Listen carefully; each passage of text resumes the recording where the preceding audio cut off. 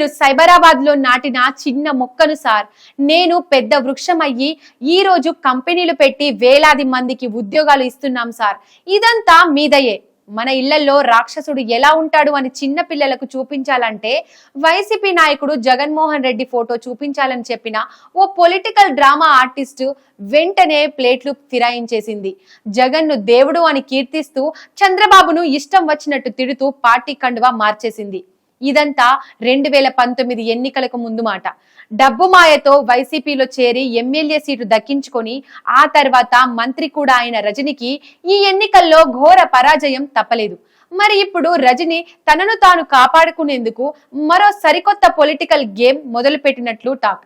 మరి రజనీ ఆడే సరికొత్త గేమ్ ఏంటి, ఆ లెక్కలేంటో చూద్దాం. విడుదల రజని పూటకో కండువా రోజుకో పార్టీ మార్చడంలో ముందుంటుందేమో ఆమె ఫ్యామిలీ. ఒకప్పుడు రజనీ ఫ్యామిలీ కాంగ్రెస్ లో ఉండేది.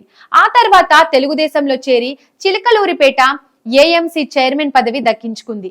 రజనీ మామ లక్ష్మీనారాయణ టీడీపీ టైంలో పేటై ఏఎంసీ చైర్మన్ అయ్యారు. చంద్రబాబును పొగిడిన నోటితోనే జగన్ సీటు ఇవ్వగానే విమర్శించడం మొదలు పెట్టారు.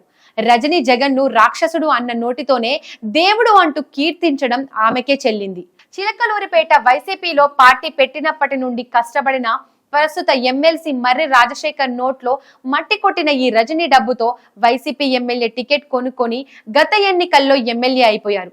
అక్కడితో ఆగకుండా రజనీ కోసం ఎవరిని అయితే ఎమ్మెల్యే సీటు త్యాగం చేస్తే మంత్రి పదవి ఇస్తామని జగన్ చెప్పారో అదే రాజశేఖర్ మంత్రి పదవి టెండర్ పెట్టేసి రజనీ తాను మంత్రి అయిపోయింది.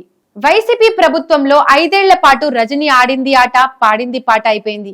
అందరినీ తన కంట్రోల్లో పెట్టుకొని మరి ముఖ్యంగా వైసీపీ అధినేతకు దగ్గర ఉండే వాళ్లతో ఆమె నడిపిన సాన్నిహిత్యం దెబ్బకు వైసీపీలో మహామహులు సీనియర్ నాయకులు పార్టీ పెట్టినప్పటి నుండి ఉన్న నేతలు సైతం షాక్ అయిపోయారు.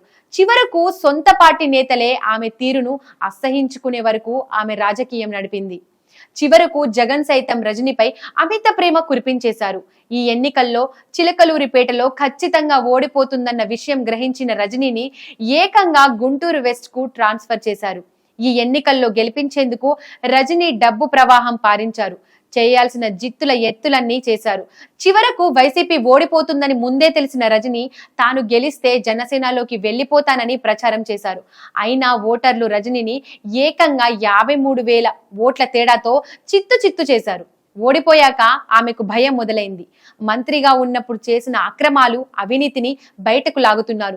దీంతో వైసీపీలో ఉంటే 5 ఏళ్లలో ముప్పు తిప్పలు తప్పవని భావించిన రజనీ ఇప్పుడు సరికొత్త డ్రామాకు తెరతీస్తున్నట్లు తెలుస్తోంది. ఆమె బీజేపీ లేదా జనసేనలోకి వెళ్లే ప్రయత్నాలు ముమ్మరం చేసినట్టు టాక్. ఏదేమైనా రజనీ మళ్లీ కండువా మార్చేసే ఛాన్సులే ఎక్కువ ఉన్నాయట.